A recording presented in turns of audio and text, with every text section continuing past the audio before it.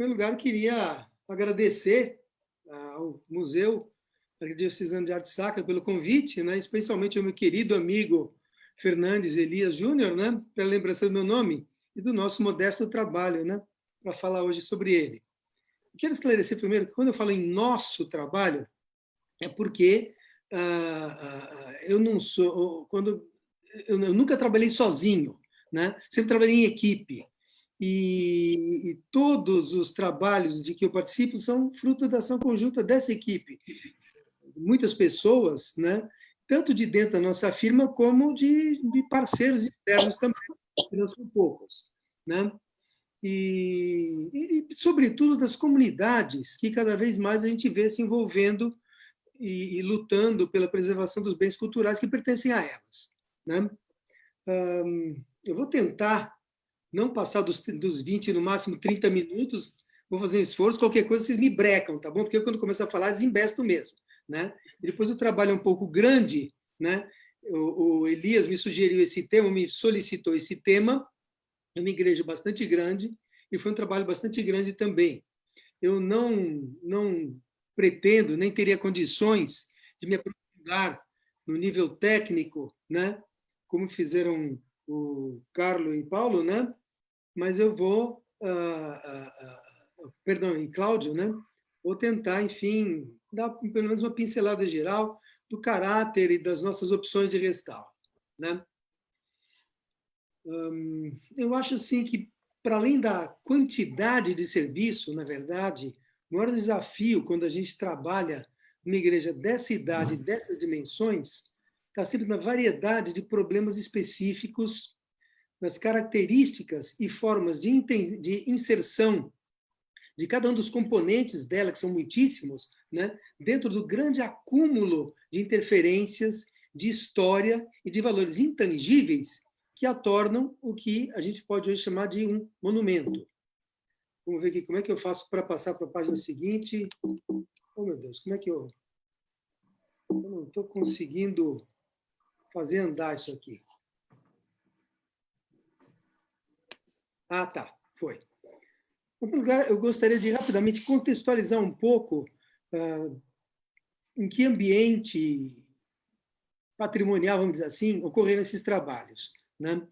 Há uns 20 ou 30 anos atrás, começou em São Paulo um movimento meio espontâneo, liderado, na verdade, por algumas universidades, por alguns acadêmicos, né? De resgate da arte colonial paulista, de reconhecimento, reexploração da arte colonial paulista. Né?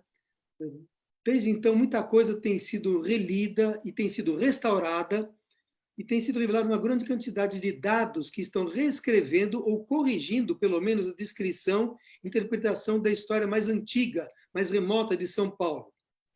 Claro que não há tempo para me deter em detalhes, né? Mas essas fotos devem exemplificar um pouco do muito que se tem feito.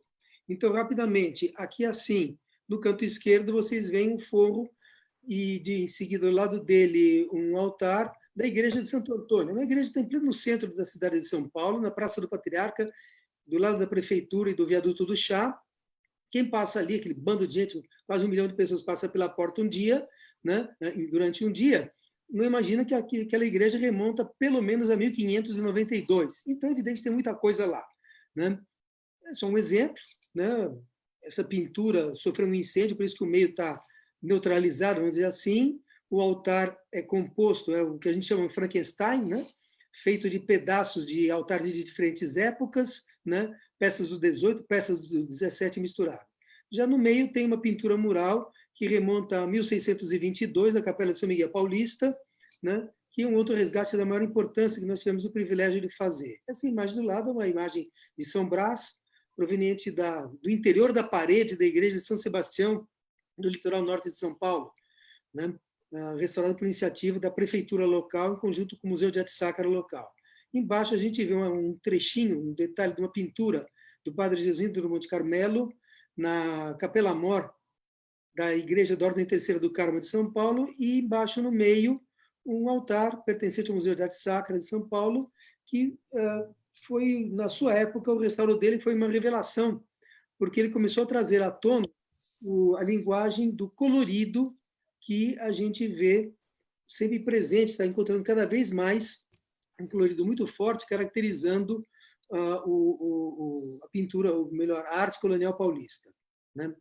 Então, dentro desse ambiente, começou o restauro da igreja de Nossa Senhora Candelária, lá, que é a igreja matriz da cidade de Itu. A cidade de Itu está a 100 quilômetros aproximadamente da capital, no Vale do Rio Tietê. É uma cidade de grande importância histórica, foi um centro cultural, um centro econômico muito importante no século XVIII. Antes disso, já existia como um caminho das monções, que eram aquelas bandeiras que São Paulo, no rumo do interior todo do Brasil, via fluvial, né? E, enfim, uma cidade de bastante relevância para nós aqui de São Paulo, né? Ela luta hoje com a dificuldade toda de preservação, de salvaguarda de muita coisa do seu centro histórico. Essa é a igreja matriz da Candelária, uma foto da época que nós estávamos começando o trabalho lá, 2015. Vocês veem já um centro histórico com algumas edificações antigas, por exemplo, essa casinha do lado direito pintada de vermelho, e do lado dela um quarteirão inteiro de casas antigas, mas já do outro lado esquerdo nosso, edifícios modernos, né? Já, vamos dizer assim, modificando um pouco, demonstrando já um tecido urbano um pouco modificado, alterado, né? Aqui, o mesmo local, ao redor de 120 anos atrás, né? Isso nos dá uma ideia melhor do ambiente urbano e histórico em que essa igreja foi construída, foi adornada e adquiriu os seus mais importantes significados afetivos e culturais. Aqui, esse pequeno resumo histórico mostra o quê? Dando uma olhada nele, a gente percebe o quê? Que entre a construção da igreja e o seu reconhecimento como patrimônio cultural e o início de ações reais com uma abordagem metódica, regida por conceitos e critérios científicos, decorreu um longo período de ações espontâneas, ditadas pelas necessidades do uso religioso, pelas tendências artísticas em voga em cada momento e pelas possibilidades de cada momento econômico da cidade, que, como toda cidade, teve altos e baixos da sua história, né? Nessa época, se acrescentaram, se modificaram, se removeram e se tentou conservar os elementos que compõem o acervo de bens artísticos e de complementos integrados à arquitetura que transformam a edificação em uma igreja propriamente dita e que foram objeto da nossa intervenção. Isso daqui é a planta baixa, claro, da igreja, né, mostrando que ela tem a divisão interna mais típica das igrejas antigas do Brasil inteiro, né? Então a gente vê, do lado esquerdo está a entrada dela, do lado esquerdo de vocês está a entrada dela, o nártex, sob o coro, depois a gente tem a nave, nas laterais da nave tem 4 altares laterais, um de cada lado. Existem antes 2 entradas laterais, cada uma servindo também a 2 pequenas capelas, que por ser de menor importância eu nem vou falar delas aqui porque não há tempo. A igreja não tem transepto.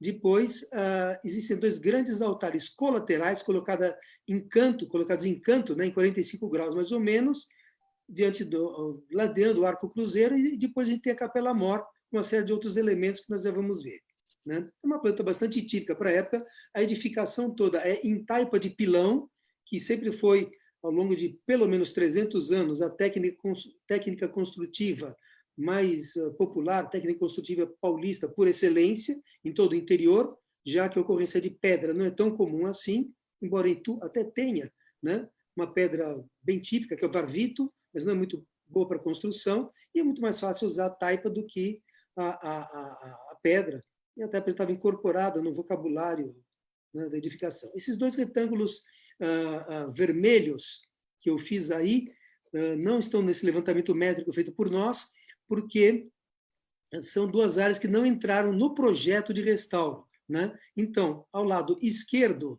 da Capela Mor é a Capela do Santíssimo, que foi construída depois, e do lado direito é a sacristia, que também não foi incluída no projeto. Isso daí é uma visão, né, do interior da igreja, né? Essa vista interna da igreja eu acho muito interessante porque ela mostra bem a função primeira dos complementos e dos ornamentos, que é o quê? É transformar o que seria um mero galpão num espaço sacro propriamente dito, usando uma linguagem bem específica que dá para ele essa ambiência necessária às atividades que são desenvolvidas ali.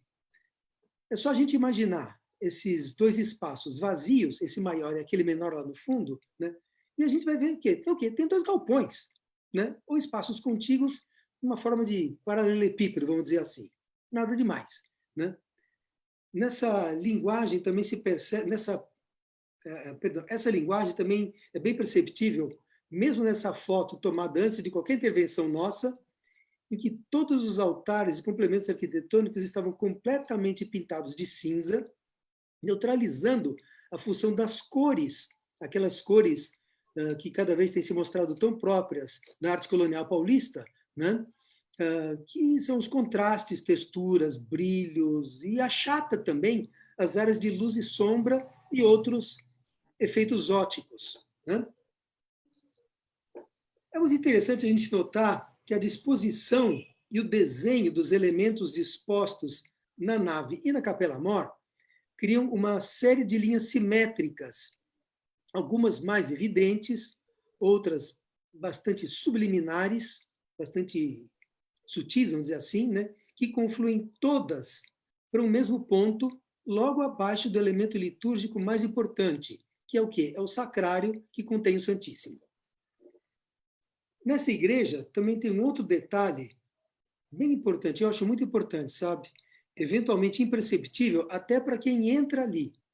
O construtor aproveitou a inclinação natural do terreno e criou na nave um piso sutilmente inclinado. Ele não é plano, ele é inclinado, né? Então, quem entra pela porta vai subir, tem uma ladeirinha muito sutil, né? Isso reforça esse jogo todo de perspectiva e, sem que o fiel perceba na hora que ele entra, cria uma sensação de monumentalidade, mas sem criar opressão ou peso visual. Estou conseguindo me explicar mais ou menos até aqui, gente? Alô, alguém está ouvindo? Não, estamos ouvindo atentamente. Então tá bom. Bom, aqui é já uma imagem depois das intervenções feitas por nós. Desde já, saliento que esses dois grandes altares de canto não puderam ser trabalhados até o momento, porque houve o esgotamento das verbas, né? Assim como os púlpitos e as tribunas da nave também não foram trabalhadas até o momento, por isso que ainda estão cinza, né? Na nave, somente os 4 altares laterais foram trabalhados, portanto, eles já recuperaram a policromia deles. E toda a Capela Mor, que com aquela iluminação ficou tudo uma cor só, mas ela não é exatamente aquilo que vocês estão vendo, né? Eu acho muito interessante também a inteligência desse projeto espacial todo, né? Porque ele cresce de peso à medida que vai mais para o fundo, vai ficando cada vez mais pesado, mais adornado, né? E no fim da nave, ali no limite com a Capela Mor, aqueles dois altares de canto e o arco-cruzeiro criam um funil. A gente vê um funil que reforça o direcionamento do olhar e da atenção da gente, porque acontece na Capela Mor, que é o mais importante. Uma celebração, se estiver ocorrendo, ou então, pelo menos, a exposição de tudo que existe lá, do oráculo, do Santíssimo e tudo mais, né? Então, ela cria uma hierarquia muito clara do interior do templo, né? Eu acho que nesse ponto nós já atendemos ao primeiro requisito que eu acho para se efetuar uma boa intervenção de restauro. Nós já entendemos um pouquinho e definimos o espírito e as intenções do bem cultural que nós vamos restaurar, do nosso objeto de trabalho, né? Então vamos começar pela Capela Mor, que foi também por onde nós começamos o nosso trabalho, né? Isso daí, a planta da Capela Mor está em posição invertida em relação àquela planta geral que eu tinha apresentado primeiro. Então, no nosso lado esquerdo, nós estamos vendo o altar mor e do lado direito o arco cruzeiro. Era bastante, o espaço estava bastante ocupado, né, bastante, quase que atravancado, vamos dizer assim, né?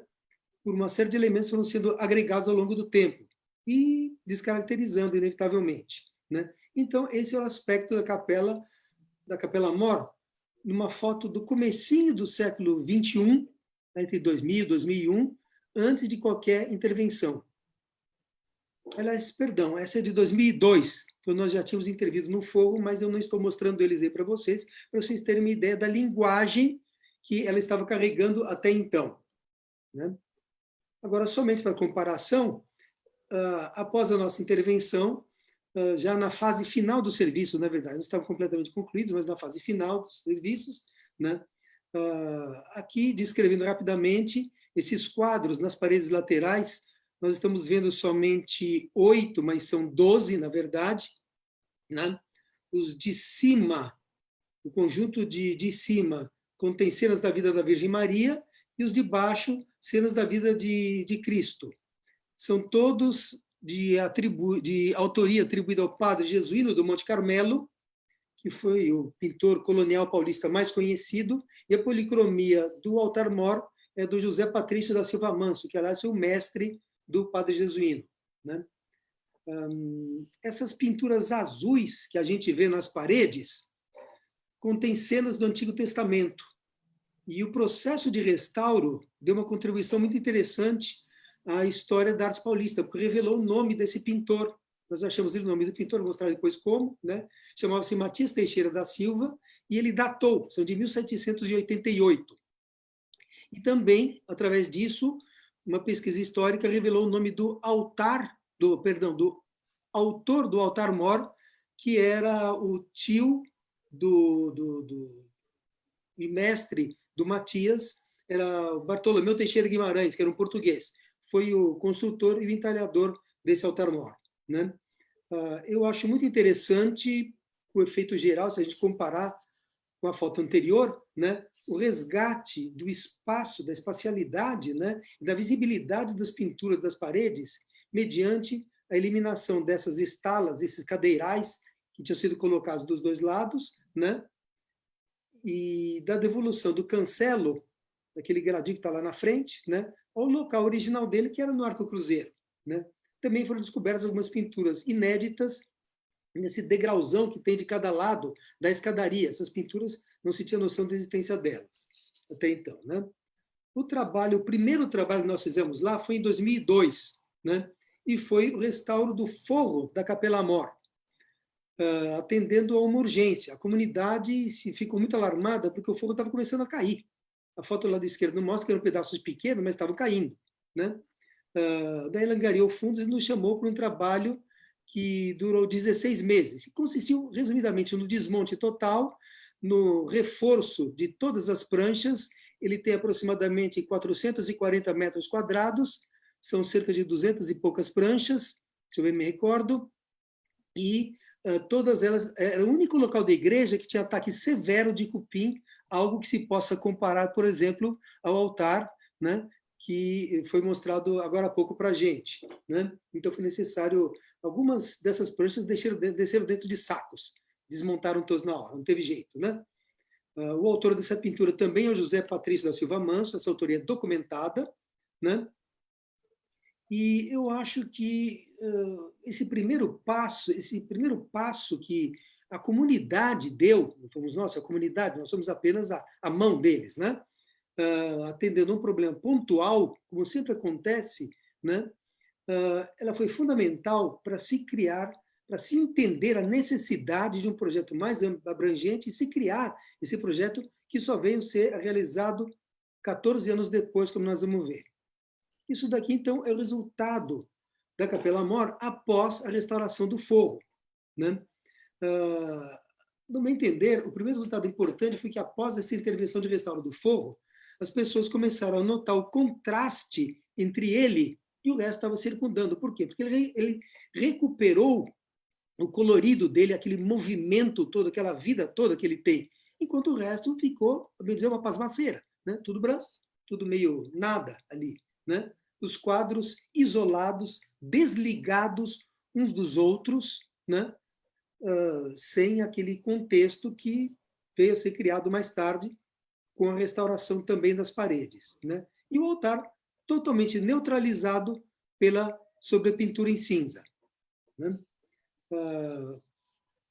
Enquanto nós fazíamos esse trabalho, essas paredes laterais, que são revestidas em madeira completamente, né, totalmente pintadas de branco, nos intrigavam muito, né?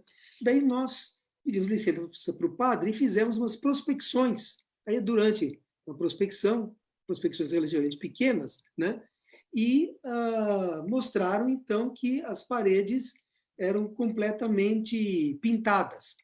Isso é uma história mais ou menos conhecida, sobraram muito poucas dessas paredes assim, mas existem registros de que em São Paulo, por não haver técnica, nem material, nem pessoas capazes de fazer pintura mural, e como sobrava madeira, então se revestia de madeira e não faltava gente que soubesse pintar em madeira. Dessa maneira solucionava a pintura das paredes. Após a nossa partida, nos anos que se seguiram, a própria comunidade proveio a remoção da maior parte da pintura branca. E isso reforçou a vontade, aquela ideia, a consciência da importância do restauro completo da igreja. Ou seja, os resultados paralelos daquela primeira iniciativa de restauro do Forro da Capela Mor, mais um empurrãozinho nosso, através daquelas prospecções, né, foi, primeiro, ela ensejou essa aproximação maior, esse envolvimento da comunidade com a conservação da igreja dela, né? Ela também nos permitiu, isso a nós, restauradores, aos historiadores da arte, ao pessoal do IFAM e do CONDEFAT, que é o nosso CINEPAC aqui de São Paulo, né, do conteúdo artístico decorativo da igreja, né? O Mário de Andrade, lá nos anos 1937, quando ele estava lá redigindo a fundação do IFAM, com Rodrigo Melo Franco de Andrade, ele já tinha manifestado a intenção de tombar essa igreja, porque ele era extremamente sensível, extremamente perspicaz, e já tinha percebido que existia muita coisa ali, né? Foi o segundo monumento tombado pelo IFAM no estado de São Paulo. Mas também esse primeiro restauro evidenciou a impossibilidade total de pretender restaurar tudo com recurso da própria igreja. Não dá, era uma coisa muito pesada, ia custar muito caro, né? Isso eles perceberam logo, né? Daí, então, a partir de 2007, nós elaboramos... em 2007 nós concluímos a elaboração do projeto, né, com a participação também da VEC Engenharia e Construções, né, e encaminhamos através de outro parceiro, que é um OCIP, chamado Museu a Céu Aberto, que conseguiu a aprovação pela Lei Rouanet. Daí a mais 7 anos, conseguiu-se captar os recursos, né, e então foi iniciado em 2014 com recursos do BNDES da Prefeitura de Itu, né? Foi montada essa infraestrutura de trabalho, inicialmente na Capela Mor, como eu disse, foi por onde nós começamos, né? E começamos pela mesma metodologia que os nossos colegas mostraram na capela lá de Montserrat, né? Um levantamento métrico, em que já integramos também o diagnóstico de estado, bem detalhado. Isso foi um trabalho gigantesco, a igreja inteira é um cadista que trabalha conosco já há muitos anos, e eu digo que ele é o nerd dos nerds, porque para ficar medindo o centímetro do bumbum do anjinho lá a 12 metros de altura, só ele tem paciência para fazer isso. Ele faz, e o trabalho dele é maravilhoso. Se a gente amplia esses desenhos em DWG, a gente vai ver um nível de detalhamento, que é muito importante, todo mundo sabe, como registro, não só do trabalho que se fez, mais do que isso, né, para o caso de qualquer eventualidade. Vai que haja um sinistro qualquer, que nunca aconteça, mas que aconteça um incêndio, uma depredação, uma inundação, alguma coisa assim, né? E tem-se como reconstruir depois, né? Ou até para futuras intervenções de restauro, né? Uma intervenção emergencial, você não vai ter tempo de fazer esse levantamento. Vamos que o cupim ataque e o altar comece a cair, né? Então, você não precisa, já tá feito o levantamento dele, você pode desmontar rapidinho, né? Isso é a continuação dele, o mesmo altar. Aqui, do lado direito, a gente tem, do desenho, a gente tem a escala humana, né?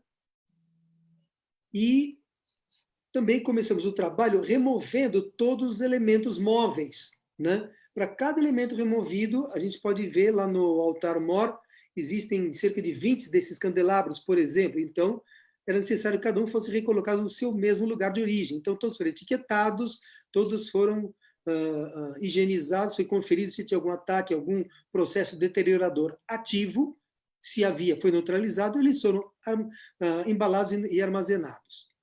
Aí, eu não vou ter tempo de descrever cada intervenção como foi, né? Aqui, o altar, a comparação do antes e depois, a gente percebe muito bem o resgate da linguagem dele. Eu quero frisar que nada, absolutamente nada, aí foi inventado. Ele simplesmente foi decapado, foram removidas as camadas de sobrepintura e foram encontradas essas cores e essa pintura artística que vocês veem no fundo da camarinha, lá no alto, atrás do trono, né? Alguns acréscimos foram revertidos, eram poucos, na verdade, acréscimos volumétricos eram muito poucos, né? E também é impressionante a habilidade, a competência do construtor desse altar, que com essa altura toda, de aproximadamente 12 metros, ele simplesmente não tem armadura, ele não tem uma estrutura auxiliar que o suporte, que a gente chama, pelo menos aqui em São Paulo, de armadura, né? Ele se equilibra sozinho. O jogo de peso para frente e para trás faz com que ele pare equilibrado direitinho. Ele é mal e mal fixado nas paredes, né? E somente a camarinha tem ali uma espécie de uma mesa que a suporta junto com o peso do trono. Aí também o antes e depois das paredes da Capela Mor, a gente percebe bem enfim, o quanto elas estavam descaracterizadas, né? Embora no lado esquerdo a gente veja as fotos já decapadas, né? Mas a gente vê também a importância que jogam nesse conjunto as tribunas e a cimalha, que infelizmente está aparecendo muito pouco nas fotos do lado direito, mas que tem um padrão decorativo e tem um marmorizado enlouquecido ali. Passamos em seguida ao arco cruzeiro, né? Que é aquele elemento de transição entre a Capela Mor e a nave, ou melhor, entre a nave e a Capela Mor, se a gente vai seguindo o olhar, o percurso de quem entra na igreja, né? Pela direita, a gente vê o detalhe de algumas prospecções, já mostrando que eles não eram cinza de forma alguma. E aqui, perdão, eu estou vendo que houve um problema com a foto do lado esquerdo, me desculpo, não há como corrigi-lo agora, mas do lado direito a gente vê pelo menos o resgate da linguagem cromática dele, né? Que era como tudo muito exagerado, tudo muito forte. Eu chamo a atenção para vocês, a atenção de vocês, para esse material que existe no meio dessas 3 almofadas da parte inferior aí do arco, né? Vocês veem que é um material semi-transparente. Eles usaram muito lá em Itu a folheação a prata recoberta com um verniz colorido, né? Com uma veladura, né? Feita com um verniz colorido. Vale dizer que a prata naquele tempo era mais cara do que o ouro aqui no Brasil, mas a região, o interior todo do estado de São Paulo, no período colonial, tinha uma ligação mais forte com a região platina do que com Portugal. Então, do Rio da Prata, vinha aquela prata que descia o Rio da Prata vindo lá de Potosí, na Bolívia, ou então vinha direto de Potosí via caminhos internos, né? Então, constata-se muito uso de prata na região de Itu, Sorocaba e outras cidades próximas. Bom, passando para a nave, aqui foram trabalhados somente os 4 altares laterais, porque a verba já começava a minguar, né? Infelizmente, a gente começou a apertar o cinto aí, conseguimos fazer os 4 altares, mas não conseguimos fazer, como eu disse, nem os 2 grandes altares de canto, nem as tribunas, nem a cimalha e nem os púlpitos, né? Fizemos também esse gradil que vocês estão vendo embaixo. Essa, se eu bem me recordo, essa igreja é a única no estado de São Paulo que ainda preserva esse gradil contornando a nave, né? Esse é o altar de São José, o antes e depois. A gente vê basicamente o que? O resgate do colorido dele, né? E é muito interessante, claro que até covardia, né? Mas a gente vê bem o resgate também dos contrastes de sombra e luz. Quero salientar que a luz era a mesma, embora do lado esquerdo me pareça que estava apagada. Bom, então tem uma covardiazinha assim, né? Mas, de qualquer forma, essa percepção dos relevos e tudo isso é muito forte também. chamo a atenção de vocês para essas 4 colunas em que foi usada aquela mesma técnica da veladura sobre folheação a prata. A mesma coisa nessas 4 colunas do altar que está ao lado dele. Esses altares são quase gêmeos. Perdão. Ih, fiz uma bobagem aqui. Me desculpem.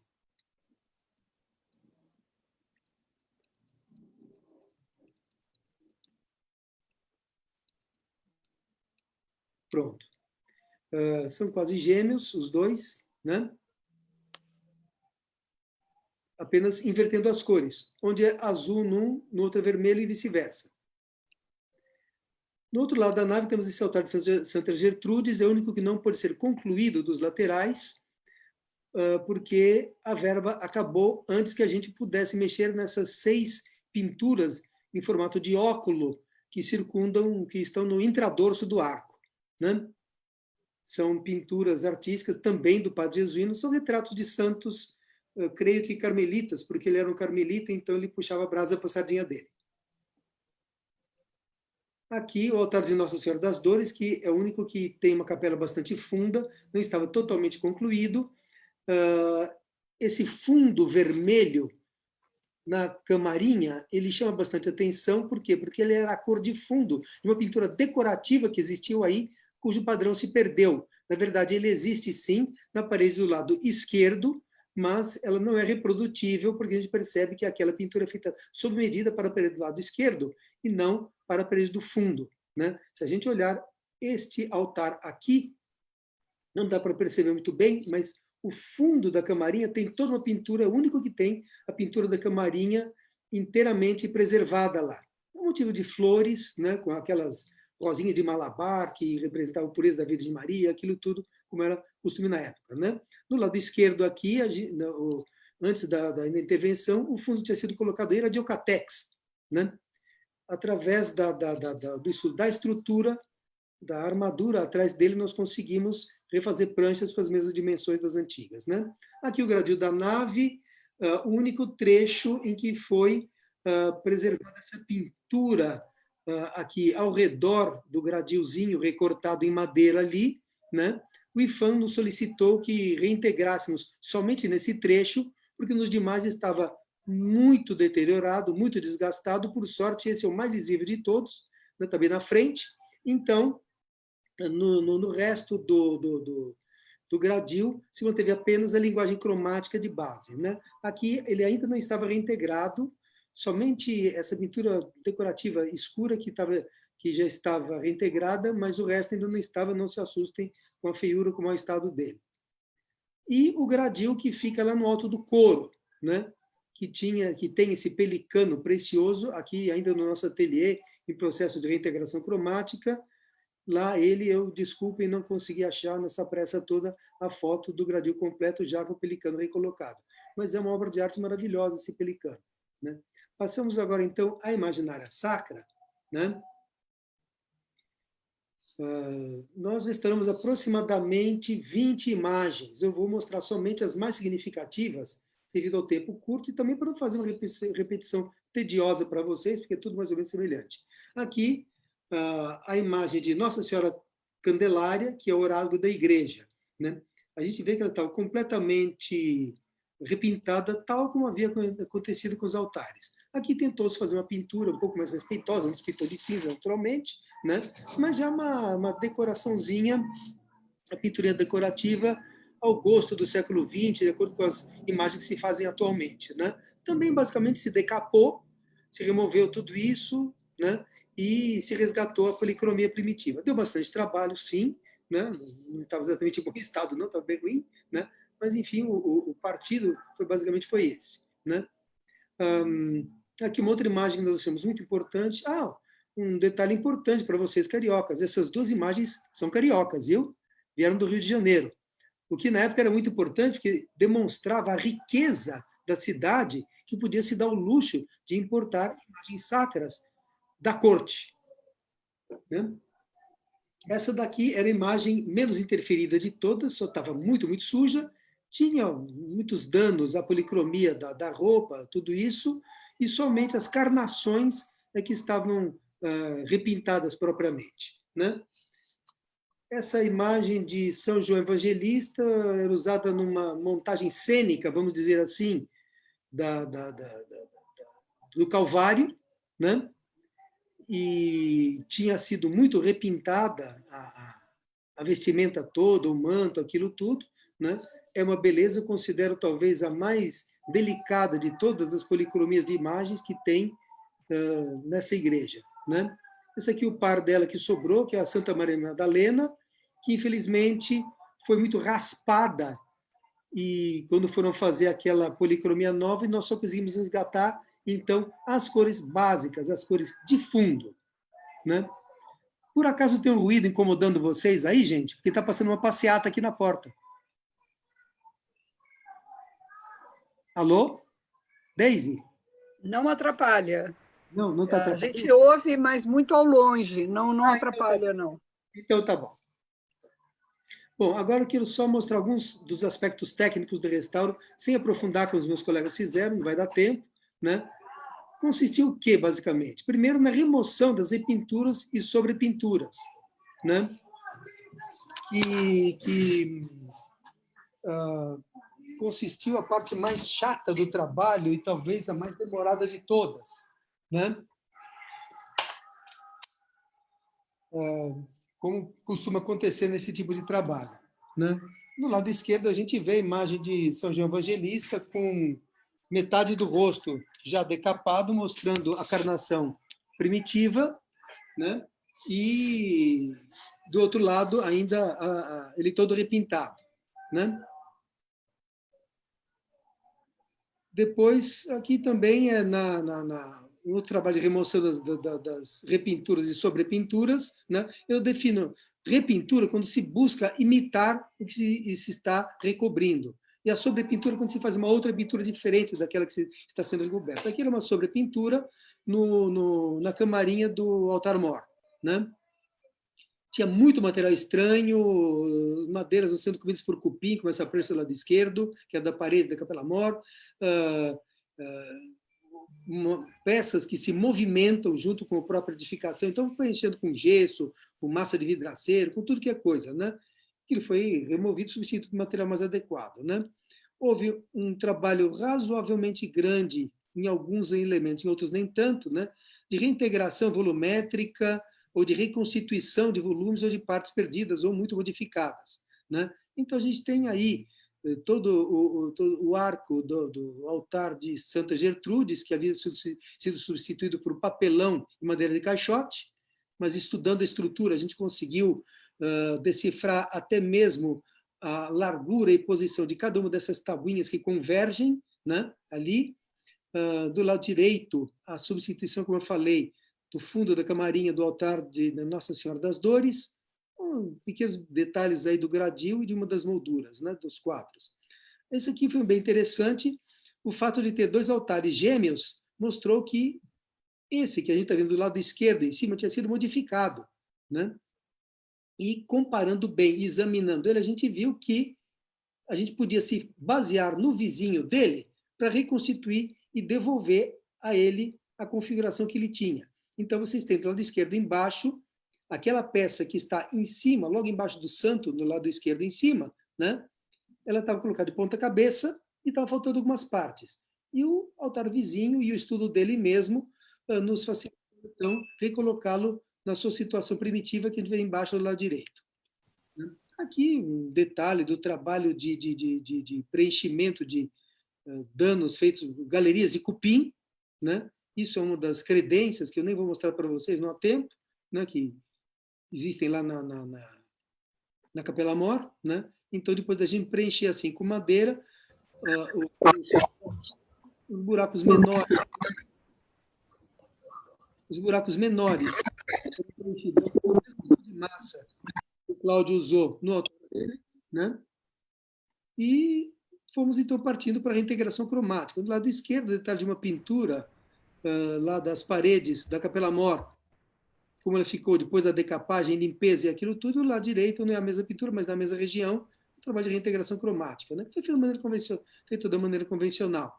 Aqui um detalhe somente, vocês podem ver na gola dourada da Santa, está tudo tracejado, assim como nessa Nesse detalhe vermelho da manga junto da mão também está tudo tracejadinho, né? Que é aquele padrão habitual, né? Para se consignar o que foi reintegrado, né? A reintegração da douração foi feita pela técnica habitual, né? Em alguns casos havia brunimento posteriormente ou não, conforme o ouro fosse fosco ou brunido, né? Nós só usamos ouro 23 quilates e meio, porque a igreja merece, foi um dos custos mais altos, naturalmente, né? Tinha de importar todo esse ouro, né? É muito interessante a limpeza da adoração, que a gente está vendo do lado esquerdo, tem um trechinho preto que não foi limpo, mostrou que muita coisa podia ser reaproveitada sim, né? Então nós integramos somente onde estritamente necessário, né? Do lado direito, uma peça que foi praticamente toda redourada, porque tinha sido pesadamente raspada, né? Passamos agora ao restauro das pinturas sobre tela. Eu tenho tempo ainda, gente? Eu estou avançando demais. Júlio, você tem mais 5, 10 minutos no máximo, é possível? Porque tem muitas perguntas e nós Com vamos fazer certeza. as perguntas depois da apresentação do professor Luiz, tá bom? Eu já acabo já, então, tá? Bom, Ok, aqui, obrigada. os comuns restauro de tela. Algumas dessas telas tinham sido repintadas até 5 vezes, né? Então, aí, não sei que camada, não lembro mais, nesse caso aí, que camada estávamos retirando e chegando à assim chamada camada original, né? A gente pode ver no lado esquerdo a cor do fundo, qual que era, nesse retângulozinho, e de que cor havia sido repintado, né? Também havia muitos danos nas telas, né, que tinham sido completamente obstruídos com diversos materiais diferentes, diferentes intervenções, né? Aqui, aspectos da intervenção de restauro. Esse quadro foi muito importante para nós porque ele mostrou que vários pintores estiveram presentes. A diferença qualitativa, por exemplo, olhando a foto embaixo no canto direito, né? Entre esse rosto do centro, que é quase que um retrato, e os outros rostos que são medíocres, mostra, escuta, o padre jesuíno não trabalhava sozinho, ele trabalhava em equipe, na verdade confirmando algo que nós já havíamos visto em outros restauros de trabalhos dele. Aqui é uma pintura boa demais, na minha opinião, boa demais para ser do padre jesuíno, com todo respeito a ele, né? A gente acha que ele repintou alguns trechos, basicamente os personagens, mas nós imaginamos que essa pintura possa ser do mestre dele, do José Patrício, né? Chama atenção para vocês, para um retângulo escuro na moldura, no lado esquerdo da moldura, que é um testemunho que a gente deixa do ouro original, né, em mau estado, nos casos em que a gente redoura a moldura inteira. O trabalho todo deu alguns achados, algumas contribuições muito importantes, né? Aqui, alguns detalhes do achado, da descoberta da figura do Matias Teixeira da Silva. A assinatura dele, a data em que ele pintou, e embaixo as brincadeiras dele. Acho que ele, no horário de almoço dele, ficava ali desenhando, um homem andando, um coelhinho ou um cachorro ali, uma coisa que o valha, e uns sujeitos passeando ali. A gente vê que ele devia gostar, tem um tatu, outros bichos, ele devia gostar muito de caçada, né? Então, no mesmo lugar onde ele pintava os pincéis dele, que é onde posteriormente vieram a ser colocadas aquelas telas, ele já sabia que ele não tinha de pintar nada ali, ele só pintou aquelas pinturas azuis, né? Então ele fez essas brincadeiras dele ali, né? Aqui foi uma coisa fantástica, foi encontrado, nós já tínhamos encontrado em 2002 essas pranchas que estavam caiadas de branco apenas, servindo de caixa para o relógio da torre, né? Então nós conseguimos datar a época em que isso foi retirado, que é quando se reformou e se criou a torre, né, com aquele campanário atual, né? Então, se reformou o coro, então a gente acha que isso é um fogo que existia embaixo do coro, é uma descida da cruz e um sepultamento de Jesus. E é fantástica essa pintura porque ela, embora incompleta, ela nunca teve uma interferência. A cal estava caindo sozinha e nós temos simplesmente uma pintura da década de 1780 que nunca teve nenhuma interferência, está em excelente estado de conservação, né? Eu acho que é isso, gente. eu quero ressaltar um último aspecto, que foi a intensa cooperação que nós tivemos com historiadores da arte, com acadêmicos, como a minha amiga Karen, por exemplo, com o professor Percival Tirapelli, vários estudiosos, e principalmente o Carlos Cerqueira, que é um historiador do IFAM, que foi atrás de tudo que era dado que a gente levantava e que reconstruiu a história da arte paulista na região do Vale do Tietê e mostrou que o ambiente artístico que existia no interior do estado de São Paulo era muito diferente do que se imaginava. Não era aquele isolamento que se imaginava, mas sim havia um intercâmbio de influências e de ideias com muitas outras regiões de São Paulo e do exterior. É isso, muito obrigado, gente.